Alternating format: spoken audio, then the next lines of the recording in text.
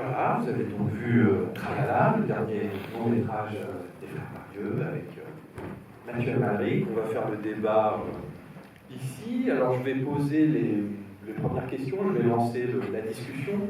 Mais n'hésitez pas, au bout d'un moment, je vais revenir vers la salle, il y a des micros qui circulent. Donc voilà, si vous avez vous-même des questions, n'hésitez pas à les poser, des remarques. On est là, évidemment, pour discuter. Alors je présente succinctement les invités. Arnaud et Jean-Marie Larieux, vous êtes natifs de Lourdes, dans les Hautes-Pyrénées, lieu de la plupart de vos films. Vous tournez vos premiers courts-métrages à la fin des années 80, tout au long des années 90. Depuis le premier long, c'était fin d'été en 1999. Vous avez tourné Un homme à un vrai en 2003, avec déjà des chansons de Philippe Catherine. Pain pour faire l'amour en 2005, Les derniers jours du monde en 2009, 21 nuits avec Patty en 2015, et là, ce soir, on a vu Tralala. Et puis Mathieu Amalric, vous êtes acteur et réalisateur, vous avez tourné plusieurs films avec les frères Larieux, 5, si je ne me trompe pas, depuis le moyen-métrage La Riche de Roland en 2001, et aussi Un homme à vrai, Les derniers jours du monde. On vous connaît aussi pour avoir joué très largement chez Arnaud Desplechin, Odario Sediani, Bertrand Bonello, Alain René, Raoul Ruiz et j'en passe. Vous avez réalisé, vous aussi, 7 longs-métrages depuis Mange la soupe en 97, donc Tournée en 2010, Barbara en 2017, et Serre-moi fort, le dernier long-métrage qui est toujours en salle, on rappelle. On encourage à aller le voir parce qu'il est aussi très bon. Alors une première question qui est toute simple, qui s'adresse à Arnaud et Jean-Marie. Voilà, sur la genèse du film. Est-ce qu'on peut parler un petit peu de la genèse de ce film, qui est une comédie musicale, qui, je crois, a été soutenue par l'appel à projet du CNC du film de genre en 2009, qui cette année-là a été consacrée à la comédie musicale. Et quand on voit le film, on est très surpris par cette écriture très particulière, qui est composition en musique, une écriture très, évidemment, très singulière, où le dialogue se fond dans la chanson se déploie en dialogue, même en monologue, etc. Et voilà, je voulais savoir un petit peu d'où ça vient pour vous. Et il y avait déjà de la musique dans pas mal de vos films précédents, et voilà, comment cette fois ça s'est un peu concrétisé dans ce film-là. C'est comme les enfants, on fait toujours l'histoire à l'envers, mais ça commence par beaucoup de hasards qui se croisent. Chaque hasard portant en lui-même sa part de destin, disons. On savait, mais quand on dit on savait, je ne sais pas ce que ça veut dire, mais que si un jour on faisait une comédie musicale assez lourde, ça c'était sûr. Pourquoi je pense à cause de Denis, mais pourquoi Denis? Pourquoi Denis était rentré en nous? Je pense que là, Denis était rentré en nous parce que lourde, donc ça se voit à la queue. Et c'est la province. C'est la province profonde. Pour Rochefort, on s'était toujours dit lourde, c'est très demi, et il se trouve que coordonner, c'est kitsch en soi. Il n'y a pas besoin de repeindre, il n'y a pas besoin de mettre des objets qui sont. Et ça nous faisait assez peur de tourner à lourde. Voilà, quand on a. Alors, c'est un peu comme si nous on était les demoiselles de Rochefort, qu'on était partis loin, puis qu'on revenait 30 ans après, dire on va tourner un film, ça a marché pour nous aussi à Paris, et on vient faire le film, on vient relancer à Rochefort, donc on vient tourner un film. Alors, bon, l'ironie, peut-être pas tragique, mais en tout cas l'ironie a voulu qu'on revienne et il y avait le colis, et que l'ordre était plus lourde, c'est-à-dire qu'il n'y avait plus un seul perdant dans les rues. C'est étrange, quoi. Donc, du coup, c'est aussi de la science-fiction. C'est une comédie musicale, il y a quelque chose de l'ordre de la science-fiction, c'est-à-dire que l'ordre était plus lourd. Mais c'est vrai, il y a même pas ça. Et comment, justement, vous avez intégré cet accident de la pandémie qui est venu un peu, qui a déboulé comme ça dans la préparation du film, puisqu'il y a des signes de ça, bien sûr, que vous avez conservé à l'écran. Vous avez pris le parti de garder le port du masque, voilà, il y a il y a des traces quand même de cette histoire-là dans le film. Oui, après, c'est pas l'histoire de chaque film, mais à partir du moment où ça démarre, c'est-à-dire que le producteur peut nous dire c'est bon, on y va, nous on prend tout. C'est-à-dire, on va pas se dire on attend 5 ans, ou 6 mois, ou 3 mois que la pandémie soit finie. Et on aime beaucoup ça, y compris dans la nature, les orages arrivent, où est-ce qu'on va tourner les orages. Et donc là, on savait qu'il y avait une partie un peu documentaire, en tout cas filmée de manière documentaire à Paris. On est allé repérer la gare Montparnasse et tous les gens sortaient de la gare, ils avaient des masques. Et on s'est dit, mais bien sûr, il ne faut surtout pas que la fiction soit isolée de ça. C'est-à-dire, pourquoi à un moment donné, on isolerait la fiction de ce qu'on a sous les yeux. Et on s'est dit, normalement, ça devrait être plutôt amusant d'essayer de se dire qu'on va mettre des masques. Donc, je n'ai pas du tout écrit, mais il a fallu y penser. Mais c'est le genre d'histoire qui permet aussi de se libérer de tout ce qu'on a pensé. C'est-à-dire la réalité est toujours plus rapide, plus forte que ce qu'on a écrit. Alors, il faut être confiant dans ce qu'on a écrit, mais ça, c'est assez fabuleux en fait, on était assez contents de cette histoire. Et Mathieu, comment vous avez abordé ce rôle de troubadour, on peut dire, dont le texte est très souvent des chansons? Comment vous avez travaillé ça? C'est un registre dans lequel on n'est pas habitué à le voir. Non, vous rassurez-vous, ça ne recommencera jamais. Voilà, 5 semaines avant, et ils me disent, ah ben tiens, on fait ça. Ça devait être avec des jeunes, mais peut-être c'est bien si c'est pas des jeunes. Donc du coup, retour au travail, et ben moi j'ai repris la guitare électrique que m'avait offert Bertrand Bonello sur de la guerre, que j'avais offert à un de mes fils. Je lui ai dit, il faut que tu me repasses la guitare. Moi j'ai fait que du piano comme instrument. Et donc j'ai vécu avec la guitare. Voilà, j'allais pisser avec la guitare, j'allais au magasin avec la guitare, j'essayais juste au moins qu'elle me soit comme le masque. Aujourd'hui, on a tous nos habitudes érotiques, etc. Avec ce masque, on a réussi à dépasser le problème du masque. Et ben moi, c'était avec la guitare électrique. Et voilà. Et ensuite, Philippe Catherine nous a envoyé des choses par iPhone sur un son extrêmement pourri. Et heureusement, Philippe Evenot, qui est son grand complice, et ben, je lui ai dit, non, là, faut que tu viennes, je sais pas, non, faut que tu viennes avec moi. Donc il est venu en Bretagne, et on a passé du temps, et puis pareil, j'allais me baigner avec la guitare, j'aimais cette guitare, voilà, et puis comme j'ai la chance de vivre avec une chanteuse d'opéra, la première personne qui a entendu les chansons, avec le travail de Philippe Evenot, c'est quand même Barbara Hannigan, qui est une des plus grandes sopranos et chef d'orchestre. Donc voilà, c'est pas plus dangereux que la montagne. Vous m'avez déjà balancé dans la montagne. Bon ben là c'est le chant, et alors, allons-y quoi. Et je pense que tous les acteurs ont vécu ce cadeau-là qu'il nous offre. C'est un rôle aussi intéressant parce que Tralala, c'est un acteur, on a l'impression que c'est quelqu'un sur qui tombe une histoire à laquelle il n'était pas préparé, qui s'insère dans une histoire familiale, dans des relations, etc. Et qui tout à coup est amené à jouer des rôles, un rôle de fils, un rôle de frère, un rôle d'oncle, un rôle de père, etc. C'est vrai. C'est presque une théorie de l'acteur, en quelque sorte. Alors, j'ai pas pensé comme ça. C'est vrai que c'est un orphelin. Si vous pensez au... Oui, c'est ça, je ne trouve pas d'autre mot que cadeau. C'est-à-dire, on est orphelin et soudain, dans leur tête, tous les acteurs, ils nous amènent ces histoires et on les prend. Et soudain, c'est vrai, on a une maman. C'est merveilleux. Et puis soudain, on a un frère.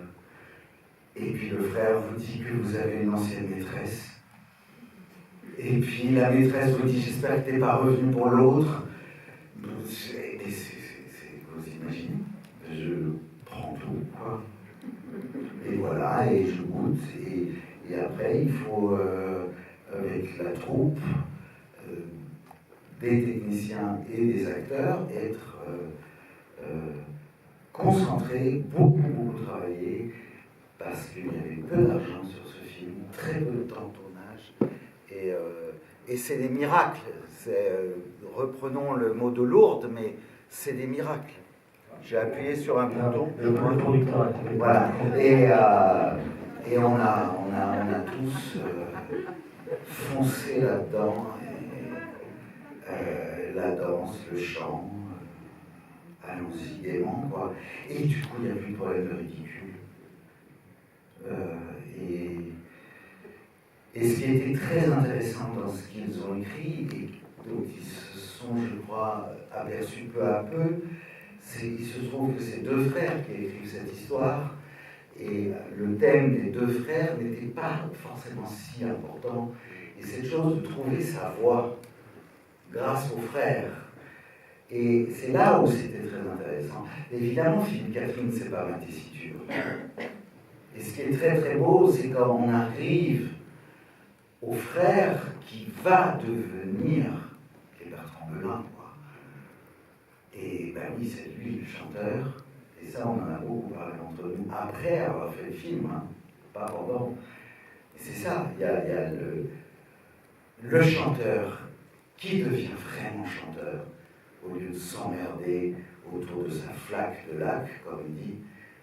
Et puis, il y a quelqu'un qui est plutôt acteur, qui passe par les mots, voilà, qui va repasser par les mots, et puis qui va retrouver peut-être une tessiture qui était celle de son frère, qui est cette tessiture basse.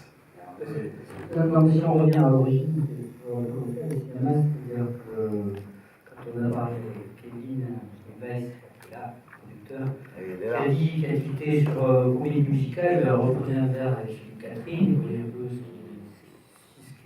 ce serait prêt à repartir avec vous, comme ça, sur un projet de bière à Montmartre un soir, et il m'a dit oui, ok. Et on lui avait tout confié, la musique, le rôle principal. Et ça a donné l'élan, puis après il a disparu, et je l'ai quasiment plus jamais revu, jusqu'à ce qu'on termine le scénario, qu'il le lise et qu'il. Bon, il est sorti, il avait beaucoup marché, il faisait beaucoup de choses, et qu'il me dise non, mais là c'est trop moi. Moi je fais du cinéma pour être en vacances de moi-même, et je crois que je ne vais pas le faire. Donc il y a eu un élan, et puis tout d'un coup il a disparu, alors c'est lui, il est disparu. Et puis Mathieu est arrivé, mais ça donne des choses qui font que. Il a fini par nous donner les mélodies de Tralala, Mathieu, 15 jours par tournée. Et Mathieu, on lui a écrit un rôle sans savoir qu'il était pour lui, et c'est ce qui fait qu'on peut travailler souvent ensemble, c'est qu'on ne pense pas forcément à lui dès le début, mais que quand on se dit que c'est pas du tout écrit pour lui, on ne sait pas tous les trois si on va y arriver ensemble.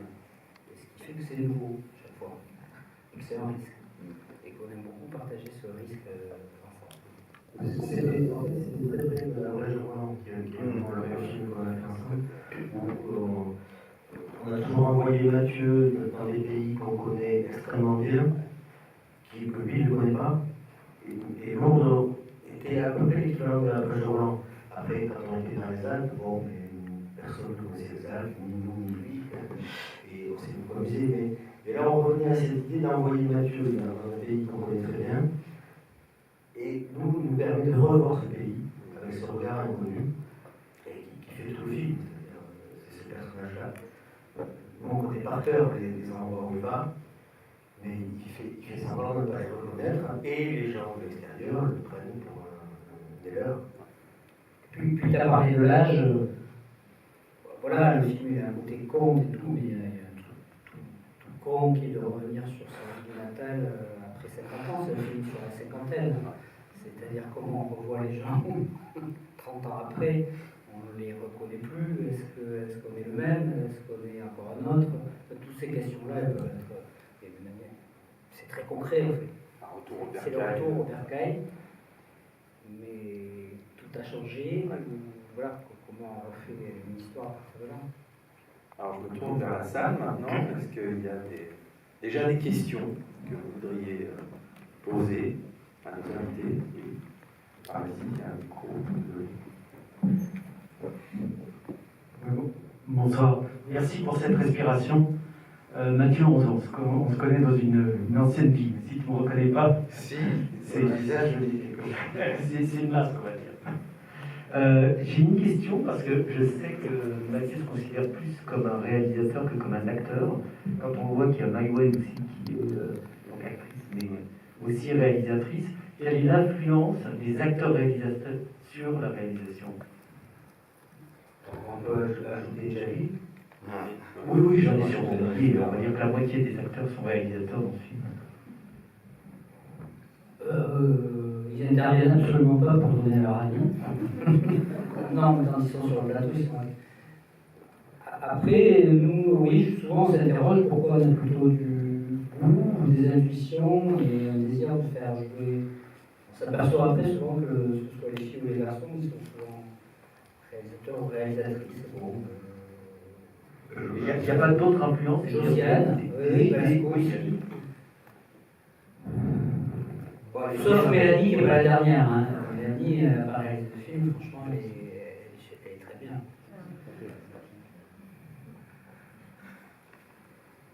Non, c'est à part le mot d'amitié ou de... Non.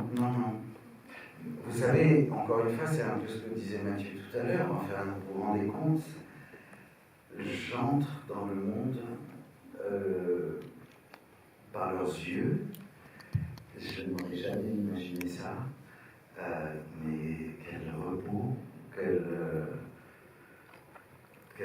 enfin voilà, c'est l'abandon au contraire. C'est pas le contrôle. Peut-être que les réalisateurs viennent se reposer dans les Je crois. C'est ça. C'est arrêter d'être dans l'ennui de soi et je ne... Oui.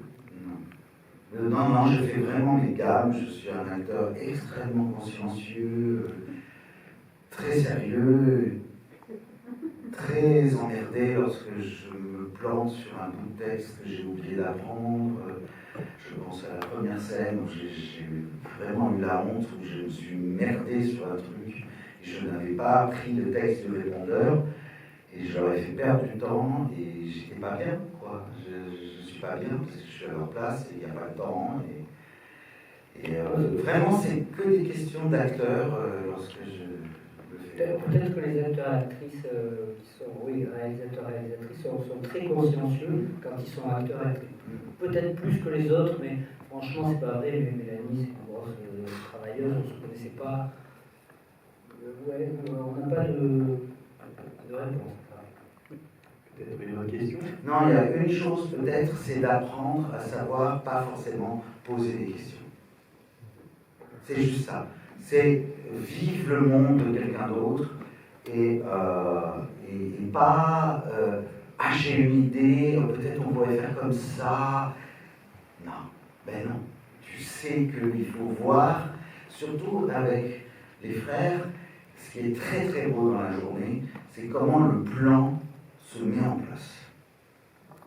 Et ça, ce temps-là, vous les regardez faire, les regardez chercher, et vraiment, voilà, laisser profiter de ça, se nourrir de ça.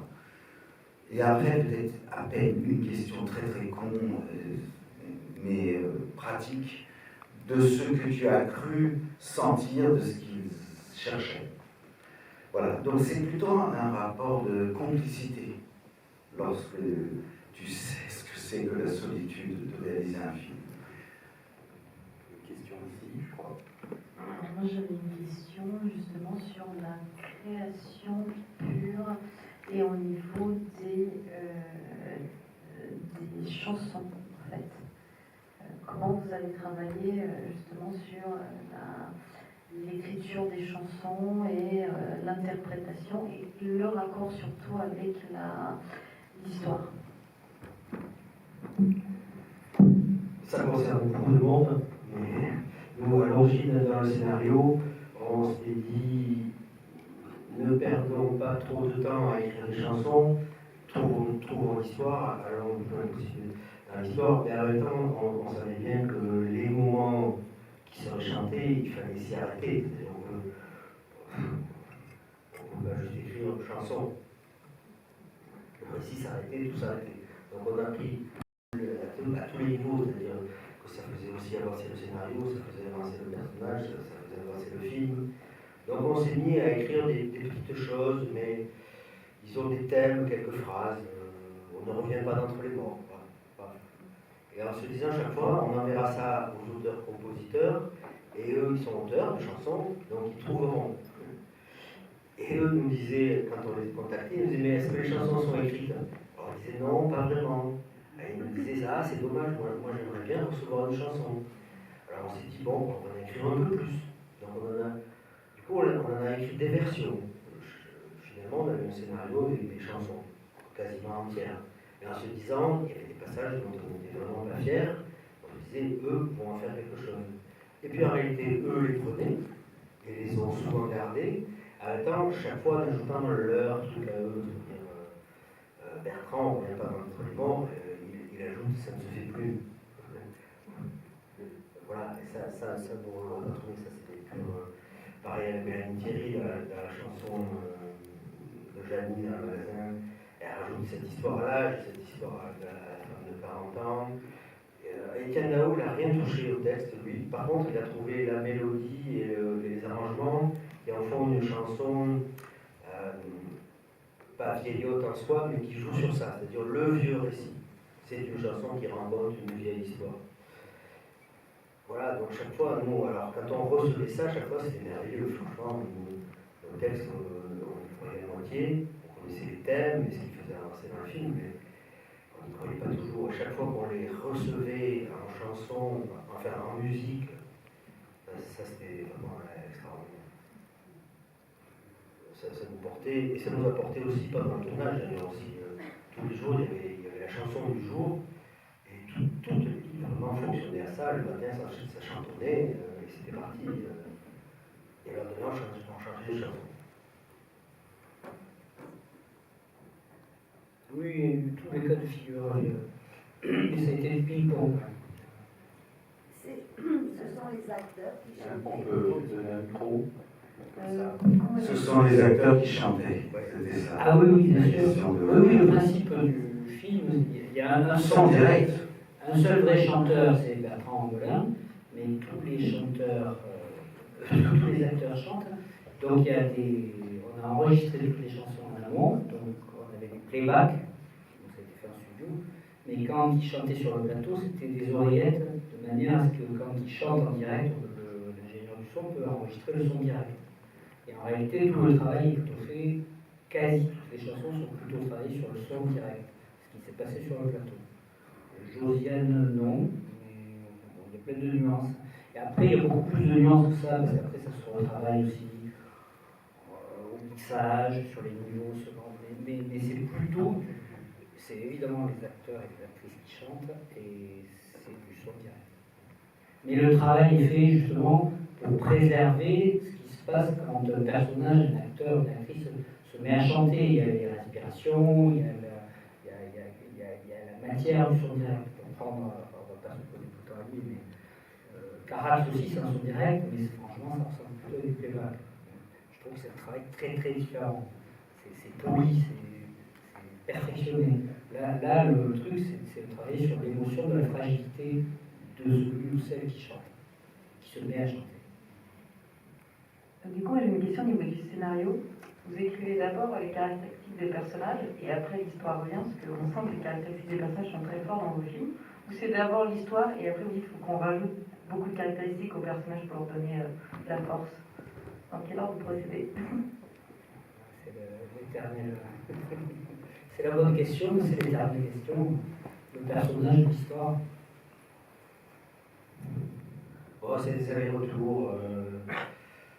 faut faire des plonges dans l'histoire, et puis des fois un peu plus, donc il faut un peu de matière, on s'intéresse un peu aux personnages, au sens très concret. Et puis de moment, ça ne fait pas avancer l'histoire, donc il faut se replonger un peu vraiment dans l'histoire, dans qu'est-ce que ça raconte. Et sachant que qu'est-ce que ça raconte, on ne saura qu'à la... Il faut bien présenter le scénario, il faut bien aller chercher de l'argent, donc il faut bien faire croire qu'on raconte le truc. Mais arrêter le film, on le trouve au montage, et là c'était vraiment au montage au mixage, l'histoire, ce que disait Mathieu entre les frères, c'était pas ça le scénario. Donc ça s'est trouvé au tournage, on a eu l'intuition, on a eu cette barque, on a fait la séparé de la barque. Au montage, on a trouvé le moyen, c'est une histoire de micro qui se lève et qui se baisse. Bertrand baisse le micro pour Mathieu, normalement qui chante, mais lui il raconte sa fugue. Et Mathieu, après le récit de sa fugue, normalement chantait. Et à la fin de son chant, il relevait le micro pour Bertrand. Et au montage, on a enlevé la chanson. Avec un adjuteur qui est là, planqué. La menteuse a trouvé ce rapport. Et c'est pas parce que Mathieu chantait mal ou bien, c'est pas ça l'idée, c'est qu'on s'est rendu compte que le film, c'est ça que le film racontait. Et à ce moment, quand ça apparaît, il y a zéro question. Et après, il faut trouver des solutions au montage et jusqu'au mixage. Donc c'est des allers-retours entre la matière, les abstractions, la dramaturgie. Non, par contre, souvent on nous dit que que les acteurs sont très différents, que les personnages sont très différents, ils sont très marqués. Ça, c'est la manière, je pense, dont on travaille justement. C'est très écrit, mais on répète assez peu, mais on regarde par exemple comment la première proposition des acteurs et des actrices. Donc ça va chacun les marquer dans leur particularité. On n'essaie pas d'égaliser, de se dire ah oui, tout le monde a joué. Et ça s'est fait là. Il y avait les chansons, comme il y avait aussi des compositeurs et des compositrices pour chaque personnage, la particularité de chacun est encore plus marquée, je pense, que d'habitude. Donc ça marque encore plus fort les personnages, dans leur singularité. Bonsoir.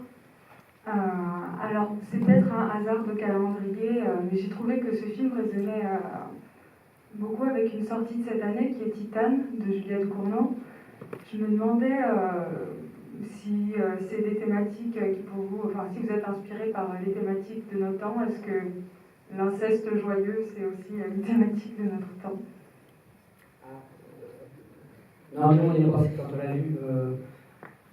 Oui, c'est pas l'inceste, c'est le père qui. Enfin, comment dire, c'est pas son fils, du Coran. Non, Titane, non. Mais. Oui, l'inceste ça arrive après, mais c'est l'histoire de. Comment dire. Cette famille se reconstitue, elle se reconstitue sur une. Pas sur les liens du sang, mais elle se reconstitue sur les liens de la fiction, d'une histoire. Bon, ça, c'est des thématiques qui sont dans l'air. C'est pas la nature qui fonde éventuellement les groupes, les communautés, voire les familles, voire. Ça c'est très. Ça nous travaille depuis très longtemps. Oui, c'est ce que j'allais dire, vous citiez Fin d'été en 99.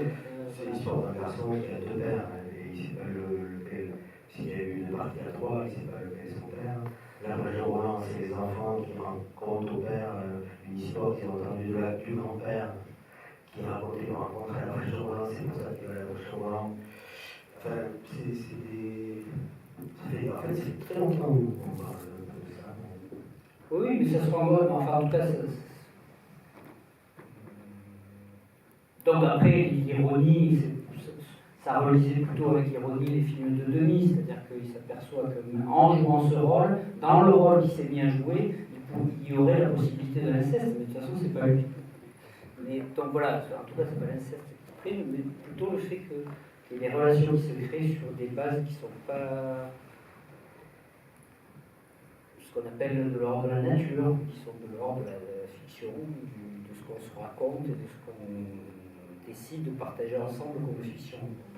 Néanmoins, souvent pendant l'écriture, voire pendant le tournage, voire chaque fois qu'il y avait un rapprochement entre Mathieu et Virginie, un peu physique, tout le monde disait, mais en fait, il ne peut pas faire ça. Et on disait toujours, mais quoi, c'est pas son père. Sur le dernier baiser, même à l'embarcadère, pendant le concert, même l'équipe, après, ils me disaient, bon, quand même, ce baiser de père à sa fille, c'est pas nous, ça n'est pas son père. Ben, surtout qu'elle le sait. Oui. C'est ce qu'elle vient de dire avant, tu n'es pas mon père, mais c'était chouette. Et non, il y a quelque chose sur le besoin de croire. Le besoin de croire et comment toute cette famille a eu besoin de croire. Et c'est pour ça que, en tant qu'acteur, en tout cas, ce qui m'amusait, c'est tout simplement de penser que j'étais Jésus-Christ. Un Jésus-Christ que j'ai appelé Jésus-Christ Bernard l'Ermite, mais un Jésus-Christ. C'est-à-dire on a tous, visiblement, ont besoin d'y croire. Et ça les unit. Et souvent, ça on s'est dit même avant le tournage, même pendant qu'on se tournait, ou dans cette image de la barque qui est venue très très tard, je pense la veille du tournage, de partir, mais tu te dis c'est comme Lucky Luke, il va aller résoudre quelque chose dans une autre famille. Et c'est ça, c'est Jésus-Christ, quoi. On croit. Mais ce qui est intéressant, c'est si c'est Jésus, c'est plutôt il dit oui à une demande, il répond plutôt à une demande, plutôt qu'il n'arrive pas avec une parole en disant suivez-moi. Il répond plutôt à la demande. Oui. Bon, il sait la saisir aussi. Ouais. Je peux voir le micro par là. Bonsoir.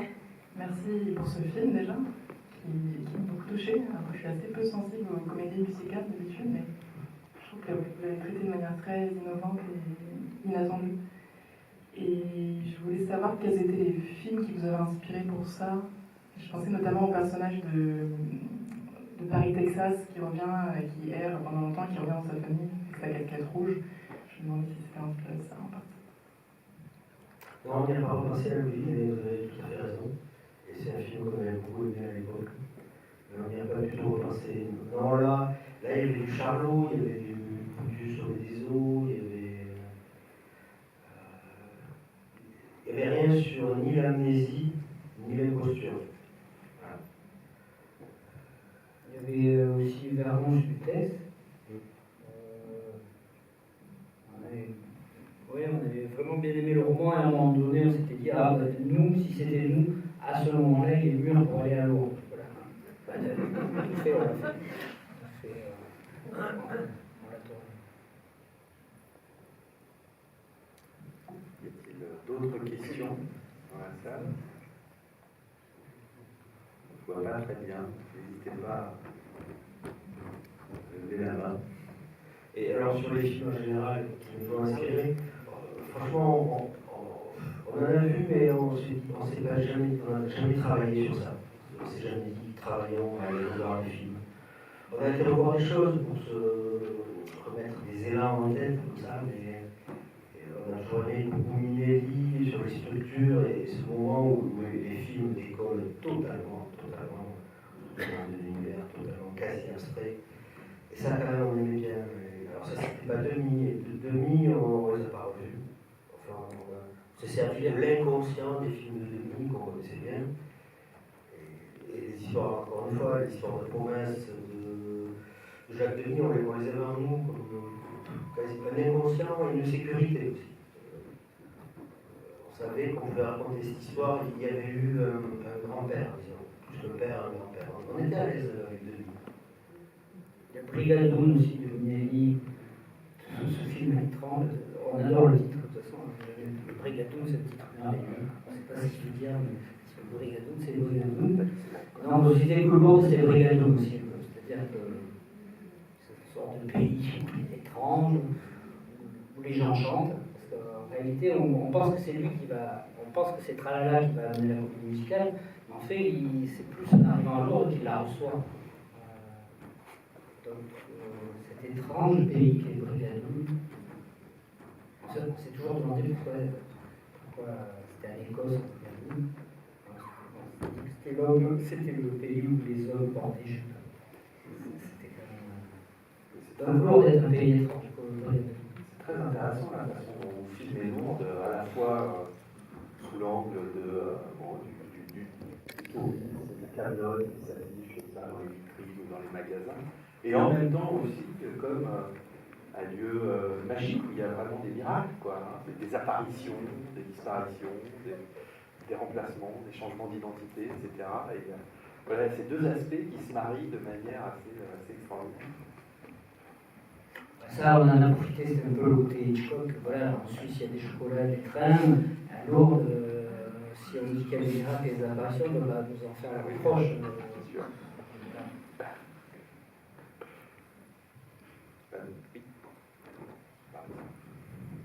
Et puisque vous parlez de Lourdes, on disait tout à l'heure que c'était un film sur la croyance, est-ce que votre rapport à Lourdes vous a beaucoup inspiré ce film? Est-ce que vous avez eu un rapport quand vous étiez ado ou jeunes adultes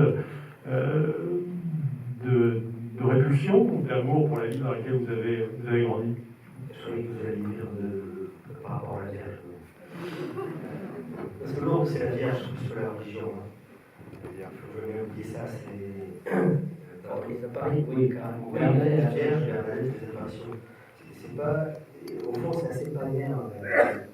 Il y a un discours par-dessus, des choses, mais l'origine, des dames blanches qui sont apparues à des jeunes filles de 14 ans, mais il y en a 3700 dans les Pyrénées, chaque coin de ruisseaux. Et celle-là a été choisie, celle-là a été développée, et là, il y a toute une histoire intéressante. Là, un vrai récit se met en place, c'est mis en place avec Bernadette.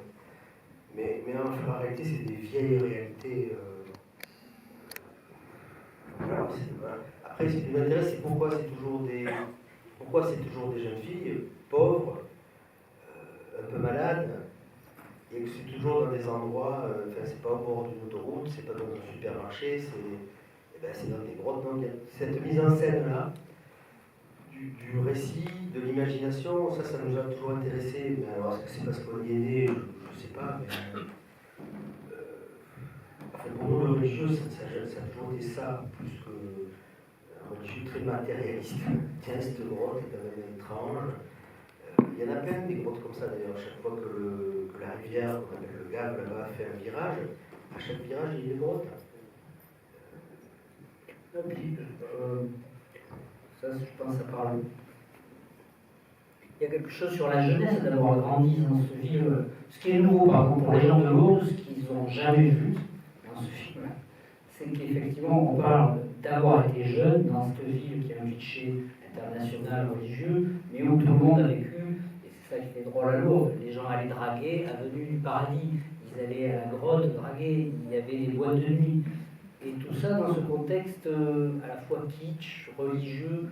Donc le film, voilà, il trace son chemin là-dedans. C'est un mélange de trivial et puis de figures plus religieuses comme ça. Mais je pense que c'est ça, c'est là-dessus avec ça qu'on a travaillé. C'est une jeunesse à Lourdes. C'est pas une ville particulièrement religieuse. Oui. Et qui est surtout une petite ville de province. Alors effectivement, il y a des gens qui viennent un peu partout dans le monde, mais qui sont des gens très populaires, qui sont pas très glamour. C'est une petite ville de province très particulière. Vous avez fait un court-métrage qui s'appelle Bernard ou les apparitions, où il y a déjà ça, ce trivial et le religieux, la boîte de nuit, et une jeune fille dont le travail est de peindre les vierges, qui maintenant ne sont fabriquées qu'en Chine. À Lourdes, il n'y a plus une seule entreprise qui fabrique des objets. Je crois que j'ai acheté le dernier cierge qui a été fabriqué à Lourdes, je l'ai chez moi en Bretagne, et je le fais un tout petit peu fumer de temps en temps, mais c'est le dernier, sinon plus rien n'est fabriqué là-bas. dire que Lourdes avance aussi dans le temps. Même le nouveau maire de Lourdes, élu en 2020, qui a notre âge, était chanteur dans un groupe de rock. Et le groupe de rock s'appelait Virus. Donc le nouveau maire de Lourdes est l'ancien chanteur de Virus. C'est vrai, voilà. On va dire, c'est lui qui continue d'avancer. Et il nous a beaucoup soutenu. Une question? Encore, on peut encore en prendre. N'hésitez pas. Oui, là-haut. Vous avez un micro. On n'entend pas très bien. Le titre. Pourquoi ce titre, Tralala? Alors, ce qu'on raconte, on ne sait plus si c'est vrai. Mais, ce qu'on raconte, c'est qu'un jour, on a eu une conversation plutôt au téléphone d'ailleurs, Jean-Marie et Annette, la monteuse, qui est assez présente au scénario avec aussi, dès le début. Et on se disait, mais bon, comme ça, mais comédie musicale, ça veut dire des milliards de choses, comédie musicale. Justement, c'est ce qu'on sait, il y a le Nelly, il y a le Demi, il y a la langue, il y a tout. Et puis il y a cette phrase qui est venue, non, il faut faire des comédies musicales sans tout le tralala. Et là, il y a eu un petit blanc. On a eu une discussion entre nous trois pour savoir. C'est vrai qu'en général, c'est Annette qui. Annette confie. Et donc, le personnage. Oui. Et après, on a vu le rôle titre. Et on n'a pas de choses au-delà de ça.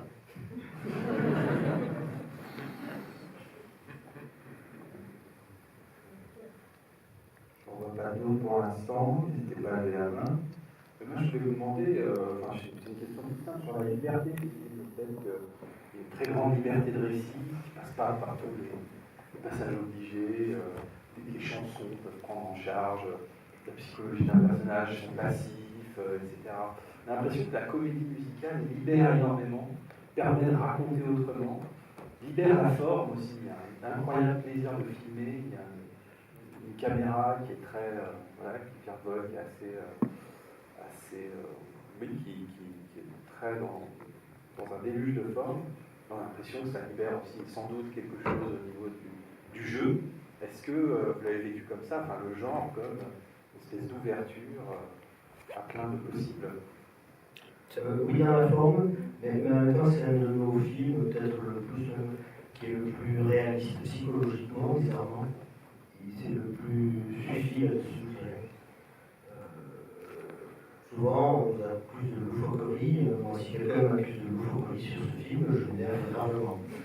Sur les autres, éventuellement, on peut discuter de certains moments, mais celui-là est extrêmement précis, psychologiquement, philosophiquement, métaphysiquement et musicalement. Non, mais ça ouvre, ça permet, effectivement, ça permet des choses, la manière dont Josiane apparaît, une lunette plus tard, et puis en même temps, son de voix était. Enfin, ça permet plein de. On se disait, mais c'est une comédie musicale, donc formellement, on peut se permettre plein de choses, à commencer par le fait que les acteurs regardent la caméra. Parfois, ça Mélanie beaucoup dans sa chanson. Et ça, c'est troublant quand même. C'est-à-dire que tout d'un coup, le tabou, quand même, du cinéma de fiction, l'acteur ne doit jamais regarder dans la caméra. Tout d'un coup, parce que quelqu'un chante, ça veut dire qu'on peut directement s'adresser au spectateur. Il y a une permissivité de la comédie musicale. Mais après, on n'avançait pas à pas, et plutôt avec rigueur. On ne se disait pas, c'est super, on est libre, on fait. Franchement, on a mis à peu près quasiment à écrire et tout. Mais formellement, c'est vrai que ça donne de la liberté, il m'a semblé. Mais... Parce que les chansons, c'est bien joli, mais il faut en revenir. Ça c'est la grande histoire. C'est comment les chansons commencent et comment elles finissent. Et où est-ce qu'on est parti entre-temps, ni trop loin, ni trop près, et revenir. Oui, c'est là qu'il y a une phrase qui dit ça ouvre une réalité alternative. Alors émouvante, burlesque, mais c'est assez juste. Et du coup, tout d'un coup on explore un peu à côté, différemment, ça c'est super. Et quand on a goûté à ça, et moi j'ai repensé, j'ai découvert France du Monde, j'ai trouvé très impressionnant dans l'invention formelle, tout ça, brassé, et je dis tiens, il y a tourné Jeanne avant. Ouais, je pense qu'il y a un baptême, il faut tous tourner des comédies musicales et après on est plus libre. On est déchaîné. On est plus libre. Non, c'est vrai. Après, c'est incroyablement écrit. On ne se rend pas compte à quel point toute information nécessaire à l'histoire est diffusée dans ce scénario. C'est extraordinaire. Donc il y a aussi leur rigueur d'écriture qui permet cet envolée, auquel on ne touchait absolument pas, parce que c'était une base. Ça, c'était l'existence de Dieu. Et du coup, on pouvait y aller. Mais c'était la Bible, comme on dit.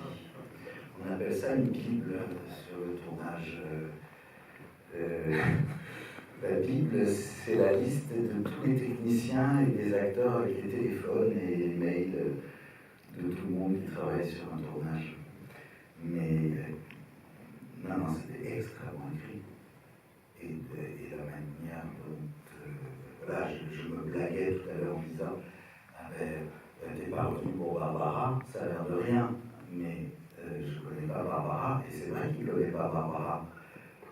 Mais pourtant, ça crée du coup du suspense, une fiction. Va-t-il. Ou juste quand Josiane dit Seb, on lui fait la surprise ou on le prévient? Voilà, et ben ça c'est du scénario. Ça fait avancer le public. Donc ils ont le sens de l'action. Ils ont le sens du spectacle dans leur écriture.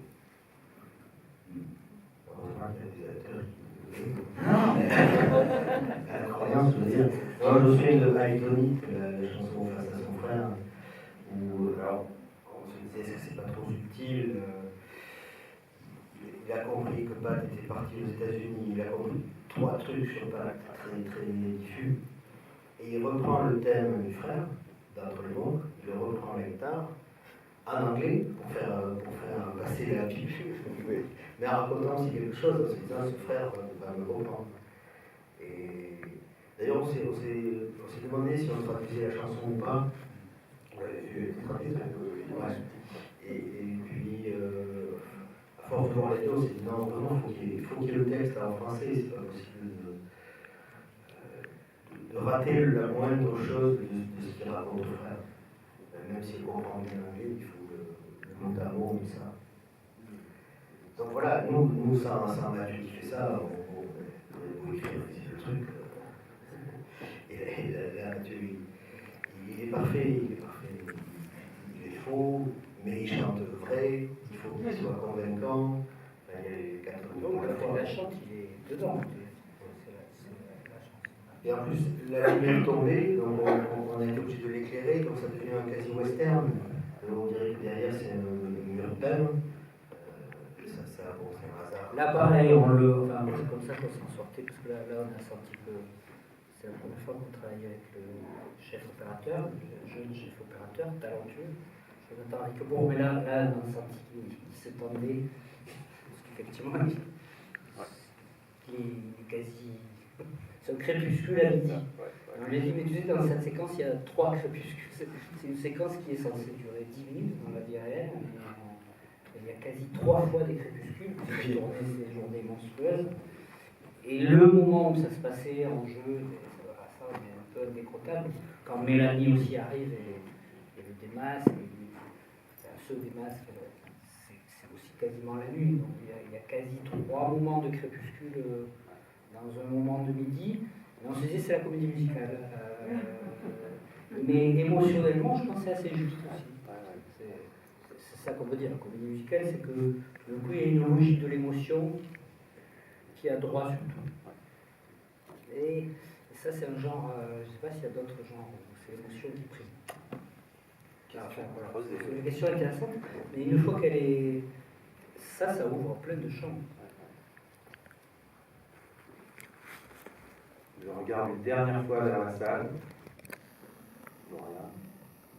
Et c'est vrai que la comédie musicale lui tombe dessus, parce que ce qui est assez beau, enfin, c'est ce que j'ai ressenti, parce qu'on a pu quand même un peu le tourner dans l'ordre, en tout cas, c'est qu'au bout d'un moment, il ne chante plus le personnage de Tralala, et que donc il écoute les autres. Et de toute façon, il ne peut rien dire, parce qu'il ne peut pas, puisque il n'est pas lui-même. Et il est bien là où il est, dans ce pas lui-même, donc il a envie d'y rester. Donc, il y avait, en tout cas moi, j'ai ressenti un bonheur du cinéma muet, en tant qu'acteur, dans lequel ils m'ont plongé, qui m'a beaucoup amusé. Du coup, on faisait très peu de prises, mais je pense qu'Annette peut en parler, mais il y avait comme ça un moment, une prise réaliste où tu fais des réactions à peu près normales, une autre où tu fais vraiment des choses comme ça, et ça c'était, il n'y avait plus le chant, c'était remplacé par écouter les autres chanter. Alors, c'est toute la question des chants contre chants dans une chanson, toute la question quand quelqu'un se met à chanter, sur qui on est, c'est-à-dire il faut à la fois l'émotion de la chanson, donc a priori plutôt sur celui ou celle qui chante, et puis il y a celui qui la reçoit. Là. Donc, par exemple, c'était très compliqué à monter quand Josiane a parlé, parce que c'est entre ce qui reçoit lui et elle, ce qu'elle fait, c'est leur faire. Ce qui faisait que dans la boîte de nuit, du coup, des choses que vous aimez beaucoup faire, qui sont très belles, c'est que les deux personnages sont dans le chant, grâce au cinéma. Et qu'il y a celui qui chante et celui qui écoute en même temps. Que donc on peut passer de l'un à l'autre. Alors, à ce moment-là de l'histoire, les spectateurs sont complices avec Tralala et ça. Là, pour le coup, il y a la danse qui arrive derrière. Juste dire un mot de Mathilde Monnier, quand même, qui a réussi, parce que c'était pas du tout à l'américaine, il n'y a pas eu 6 mois de répétition. Franchement, Mathilde, elle a un peu rencontré tout le monde, elle a regardé qui était qui, elle a vu un peu. Mélanie, qui est une bosseuse, avait travaillé un peu plus. Elle a vu la plus bosseuse, c'est elle. Donc c'est elle qui a bossé toute cette chorégraphie. Et puis dans la boîte de nuit, il y avait des propositions, c'est une sorte de travail fait sur le moment. Il y avait ce groupe de danseurs avec des chorégraphies, mais c'est en plus une séquence de continuité, il n'y a pas d'ellipse. Donc c'est tourné en 5 jours. Franchement, c'était au jour le jour. Elle était sans arrêt là, Mathilde, on travaillait avec elle.